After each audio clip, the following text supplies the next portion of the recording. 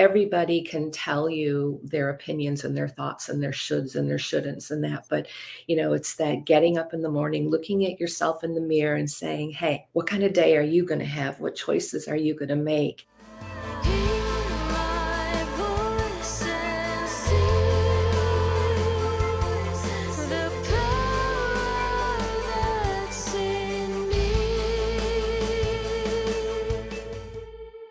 Voices of the Goddess. Welcome to Voices of the Goddess, where authenticity is our compass and self-love is our North Star. I'm Julieta, your guide through the realms of healing and self-discovery. As a holistic healer, light worker, way shower, and catalyst for positive change, I walk alongside you on this sacred path of awakening. And I'm your co-host, Graciela. As a seasoned photographer, Reiki Master, sound practitioner, and cacao ceremonialist, I love infusing my artistry with the alchemy of healing and ceremony.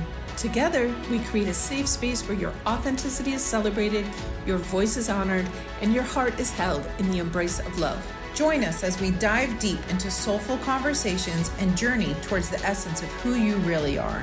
Welcome to Voices of the Goddess.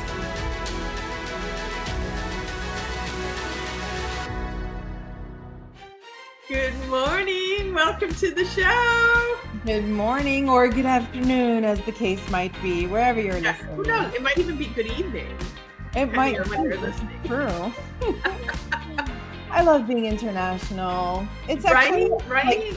Such a such a gift. I don't know. It's such a compliment. I guess that's the word I'm looking for. So, well, one thing that's funny, I'll just say, so Sagittarius, that's why I'm a Sagittarius, and Sagittariuses are also known as world travelers. But there have been times in my life where I haven't had the luxury of traveling the world. But my astrologist, Mary, who's been on the show and who is also our resident Egyptologist, but she told me, like, even if you don't go travel the world will come to you, which is so right, because over the years I've had so many international clients. And then, like I said, when I go and check out the stats on the show, and like people are watching us in China, in Australia, in Russia, like everywhere, Mongolia, somebody watched us in Mongolia. I'm like, how crazy is that?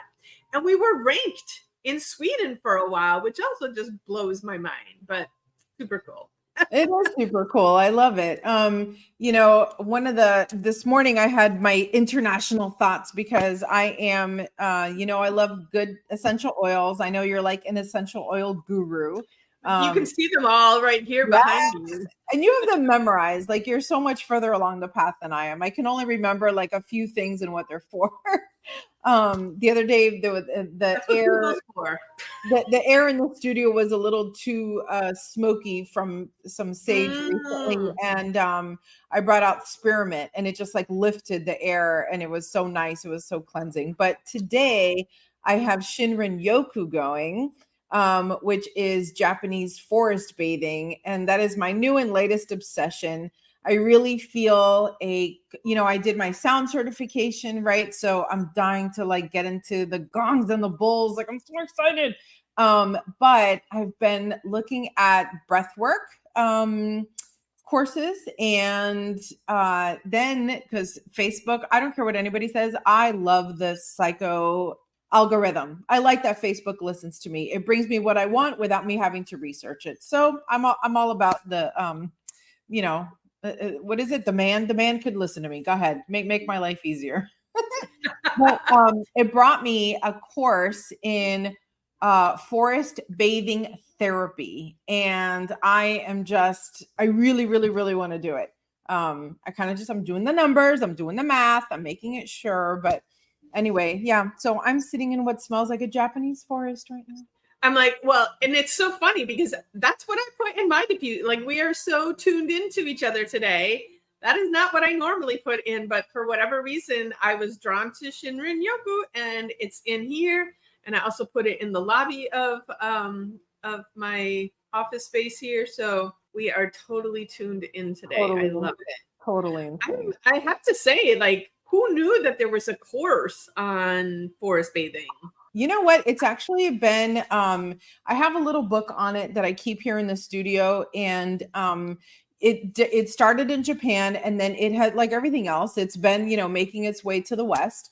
And there are tons of courses about it, which, I mean, okay, I know this is just the intro and we can't talk for all 40 minutes, but I will say it's kind of crazy. I don't know what the word is, irritating and fascinating at the same time, that, you know, ancient methods are quote unquote being discovered. Like, people always were in the woods. People always were close to nature. And then at some point, everything got stripped away, right? And now it's considered new agey to go hug a tree, right? But hugging a tree had been done for thousands of years, for millennia. Like, what? Anyway, so yeah. We're just remembering and waking up. Thank God. Thank God. But it is funny that they call it new age, because it's really old age, but it's okay. It's okay. At least we're getting there. 100%. And I do want to take a little credit for that, because I've been holding space for all of this to happen for so long, seeing the light in all of you, every single one of you out there. You are the light of the world, and I see you, and I want you to see you too. That is my mission in life. And with that, I think that we should bring on our amazing guest, who is also the light of the world. I love it. I love it. Hello, hello. Welcome to the show, Pam. Good morning. Good morning. What a lovely conversation the two of you were having with the essential oils, because that's right there what I do as well. One of my passions, it's integrative energy and honoring ancestral healing and life, and recalling all those things that are deep within all of us. And practicing the integrative energy is really important with me, with the sound and the meditation. And it's such a passion of mine currently. And it's always been there. It's just life, as we know, with passions, it all changes. You know, what one passion is in one part of your life is different as time goes by. I recently retired from being an elementary school teacher. I worked for 30 years in the school district, and it was 2020. So that was a passion of mine, you know, the children and the learning, and I believe in lifelong learning, such a passion. And, you know, that passion has now taken a back seat. My passion now more is focused on my family. Now that I have that time, I have a new grandson, 1.5 years. So he has a private tutor, and I get to take all of that experience and put it into his little body and soul. And traveling has really, really become another one of my passions. Most recently was in Paris and Istanbul back in July. Nice. I've been to Greece and Cuba and Australia and Fiji. I mean, it's just nice now because I don't have to go to work. So I'm a little bit freer to do these things. Have you been to Egypt? I haven't been to Egypt, no. November this year. Come with me. Oh, I would love and everybody else out there in the audience, come with us. Yeah. I do have a trip coming up, though, that I'm focusing on in September and October. I'm going to England and Scotland on a beautiful retreat. So, that's going to be my financial focus right now. Yeah. Hear ya. That's so inspirational, so exciting. Having traveled the world, what do you find is common amongst all cultures, if anything? I believe that all people want joy and peace and happiness. And when I travel, I feel comfortable. I embrace the society, their ways, and just look for the joy in the people's faces. And you always come back with a different energy from the country and the people. And it just enriches your whole soul, how you look at things when you come back to the United States. So, I think overall people care. They want to be happy. They want to be helpful. And it's what you put your focus into. Yeah, it's always interesting to me how the powers that be are creating these wars. But so back in 1986, I was an exchange student with an organization called AFS. And it was created by ambulance drivers from World War I and World War II wanting to create peace in the world. And, their thing was that they knew that if we knew the people in other parts of the world, that we wouldn't want to kill them. We wouldn't want to go to war with them. And, people are people everywhere in the world. And the powers that be try and convince us that we're different, and that we can't get along, and that we have to fight each other. And, it's so not true, people. It's so not true. Yeah.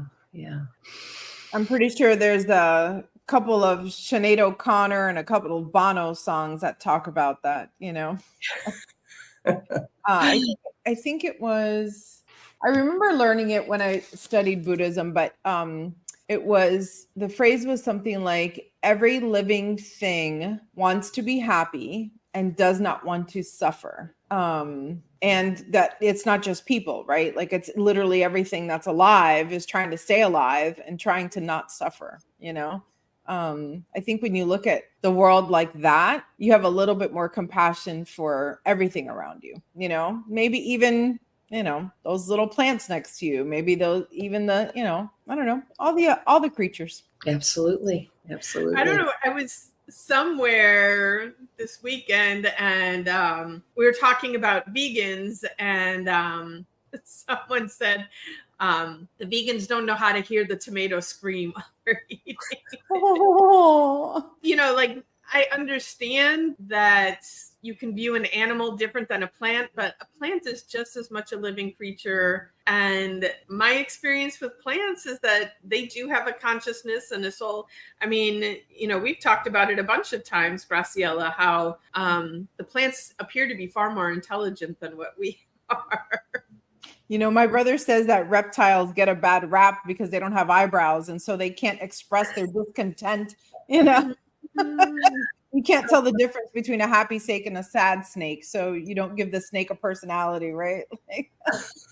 But anyway, all right, we're diverting. We've gone too far. So,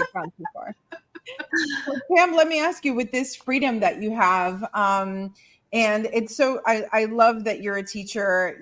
I think it's one of those things that you're a teacher whether you're working as one or not. So transitioning to where you are now, there must have been some hurdles along the way. Can you share with our listeners what are some limiting beliefs that you had to set aside to be able to embrace such a different life? Yeah, it's interesting because stopping being a teacher came on suddenly. And, I knew inside that it was coming. I felt it the last few years of my career, but I always believed that the hurdle I could jump over is to believe that I can do anything I put my mind to, as long as I have support from the proper people. My husband, my son, my dear friend out in Oregon, my family, they were always behind me, cheering me on. But when COVID came and I had to teach 26-year-olds online daily, it was like, whoa. I did the very, very best I could. And I knew I had an intact classroom back at the school. And when August rolled around, I just was feeling it. It was bubbling. It was like, I need a change. I have to go with these other things that are developing in my desires of things to do. And a week before school started, I was sitting on the couch and I just felt this feeling. And my husband looked over at me and he was like, "What?" And I said, "I don't want to do it anymore." And he handed me the phone and he said, "Make the call." Wow. And like that, I did. I was retired within 2 days. I went to the school and I saw my assistant principal and handed her my Chromebook. And she said, "If you turn this in, we can't give you another one. We'll have to give it to a student." I said, "That's okay." And we went and had a little silent conversation. She goes, "What about your classroom?" I said, "Everything in it is for whoever wants it."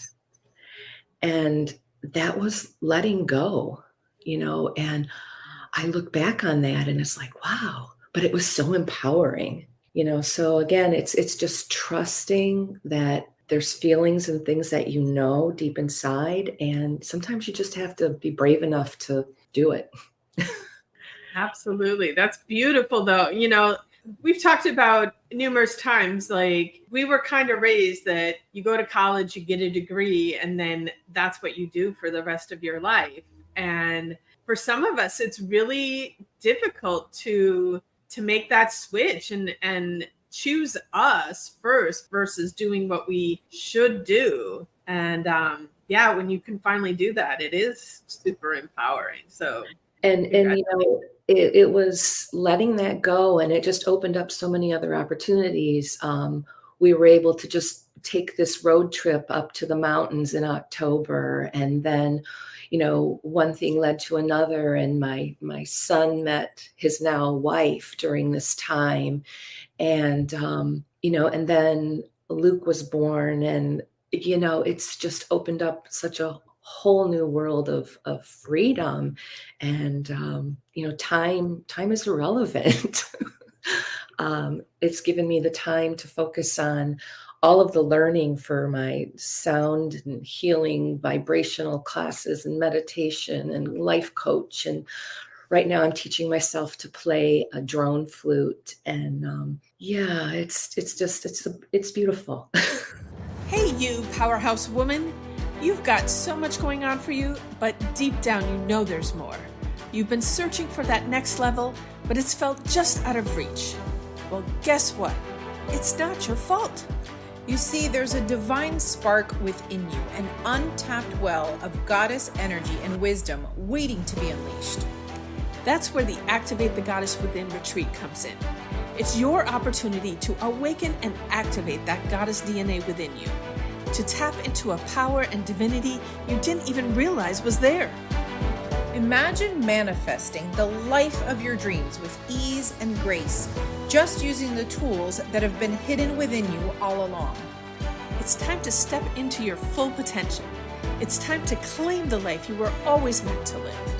So don't wait another moment to access your inner goddess. Unlock the limitless possibilities that await you and reserve your spot at the Activate the Goddess Within retreat today.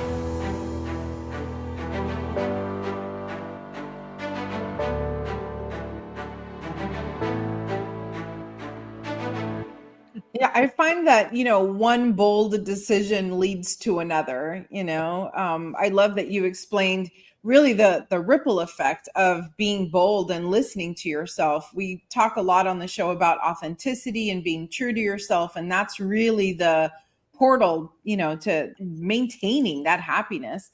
I'll never forget when I was quitting my legal career, there were a lot of women that I worked with that had been in the legal career for a really long time, like 30, 40 years. And they were so fearful. And they kept telling me, I think I was like 30 at the time. They were telling me, are you sure? No, I wasn't 30. I was 39 at the time. They said, are you sure? There's so much job security here. And I'm like, I physically cannot stay. Like how you said, it's been bubbling up. It's ready to go. And when you make one bold decision, you're like, wow, I did that. It paid off. Let's do another one. Let's do another one. And then you're addicted to the freedom of choice. That if you guys take anything out of this podcast today, there is nothing sweeter than the freedom of choice, really. Yeah.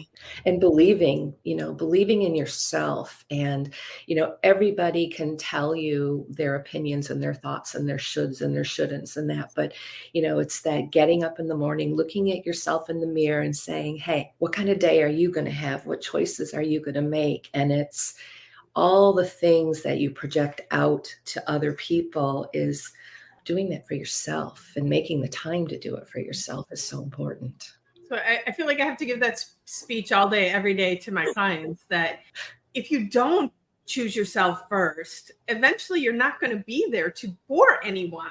So, you want to have choices, right? Yeah. The choices airline has the problem. They say, put your oxygen mask on first. That's the truth, right? Yeah. I think choices are, if you don't use it, you lose it, right? If you don't exercise your freedom and exercise your choices, they will be slowly taken away from you, whether it's your health, your wealth, your, what you do in a day. So your story is very inspirational. I love it. Thank you.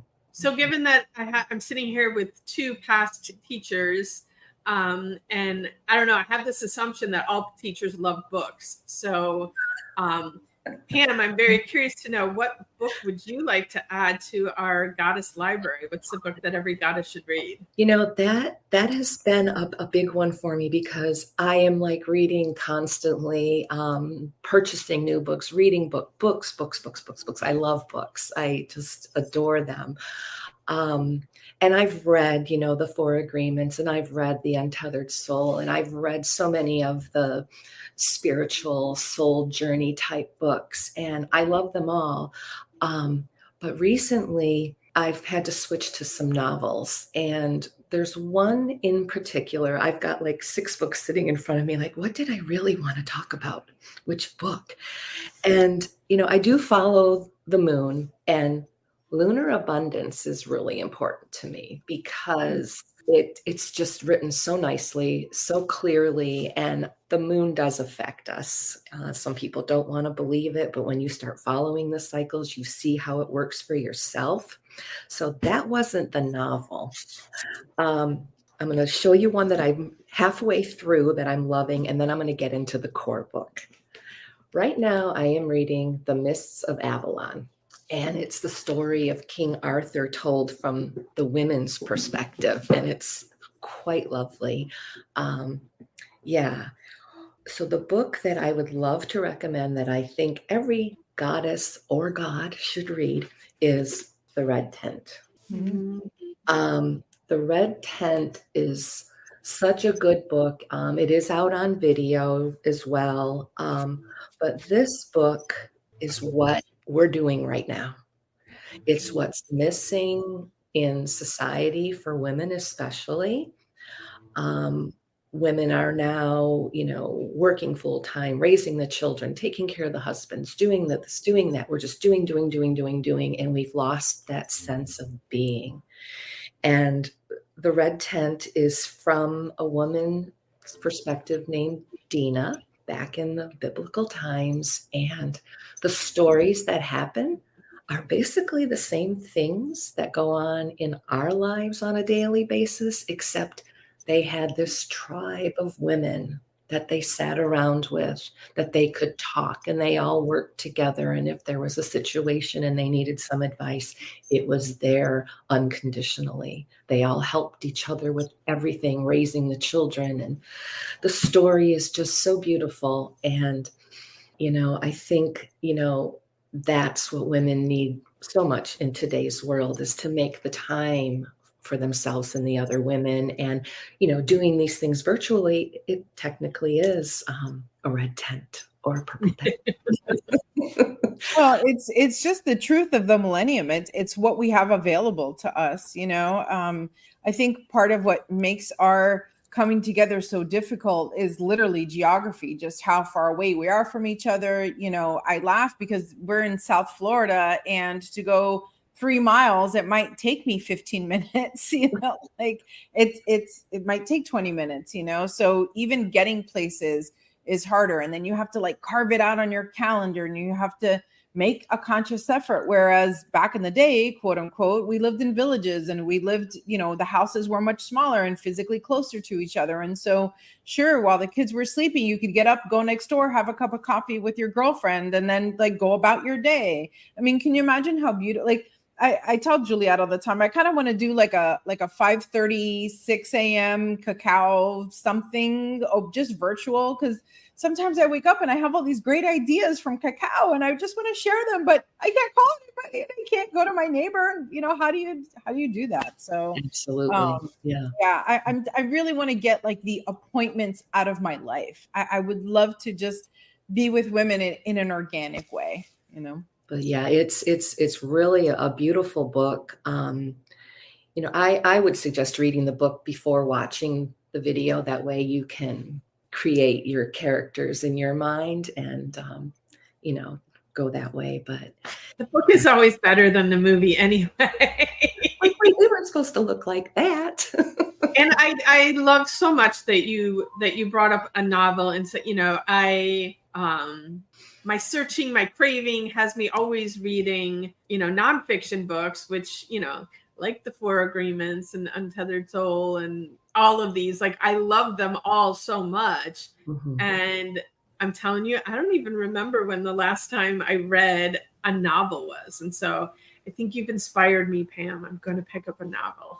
Yeah, because we can continue to read and read and read and learn and, take down notes and, but sometimes, you just have to step away from that for a little bit and let yourself be immersed in a story and a storyline and just, be part of it. And reading, I love reading. I love reading.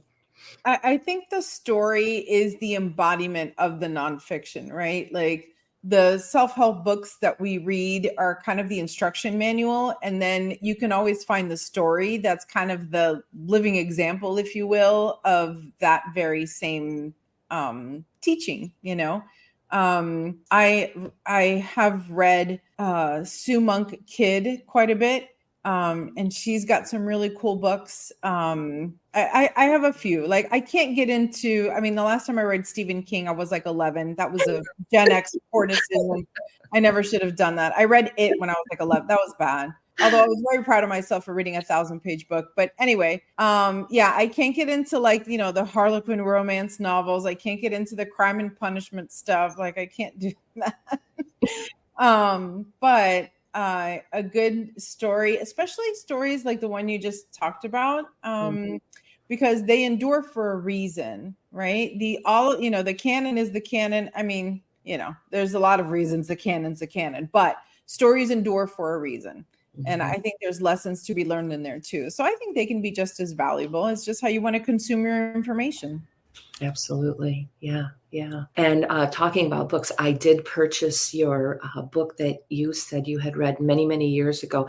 It's in my pile of The Woman in the Cave, the Snow Cave.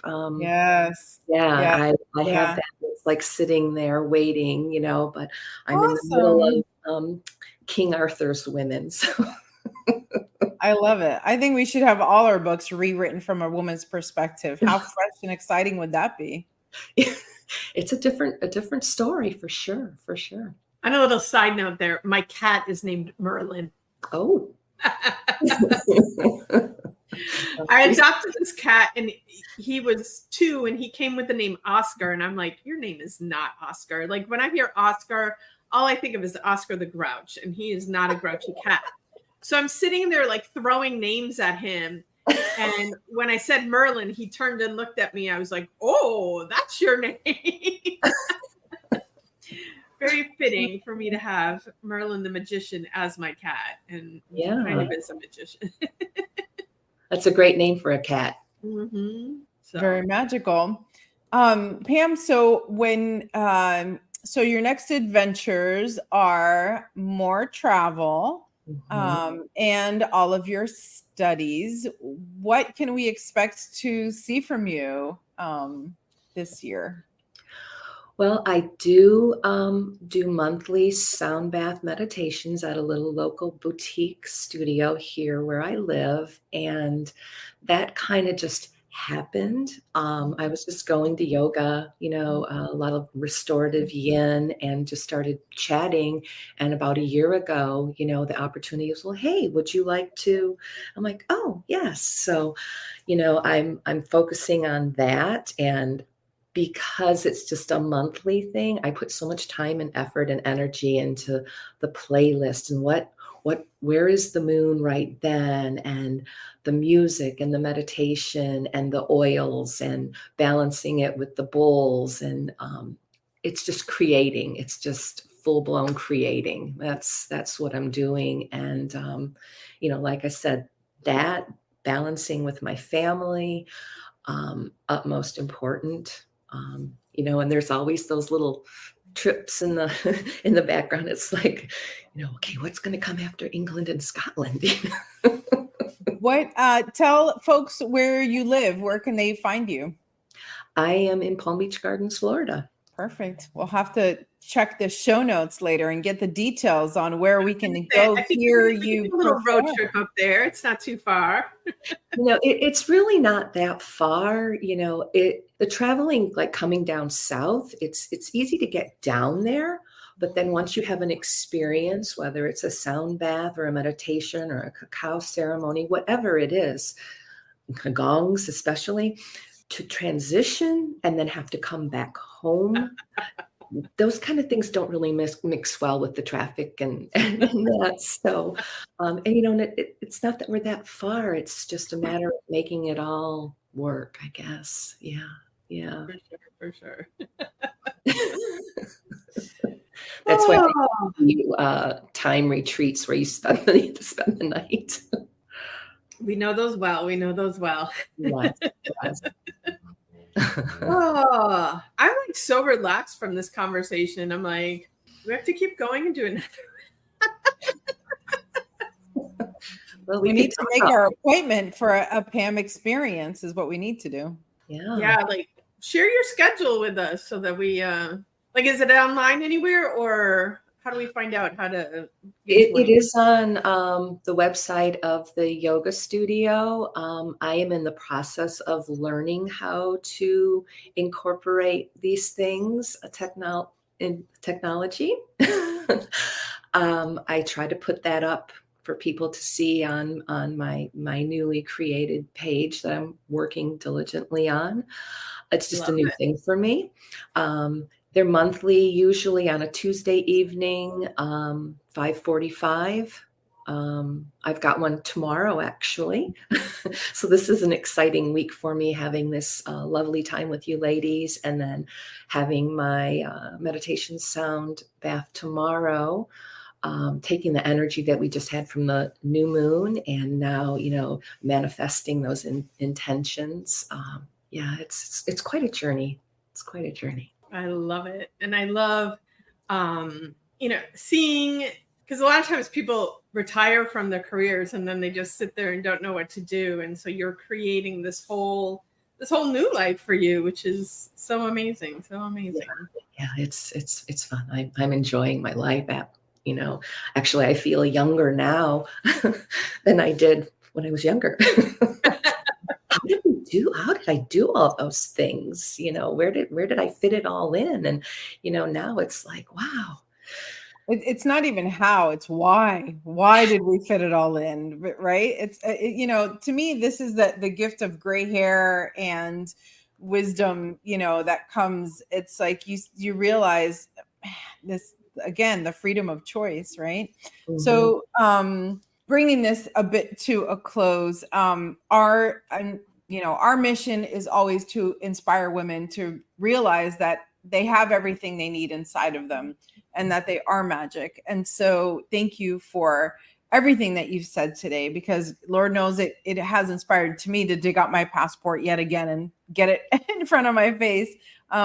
What parting thoughts would you have for our audience? To trust in yourself is very important.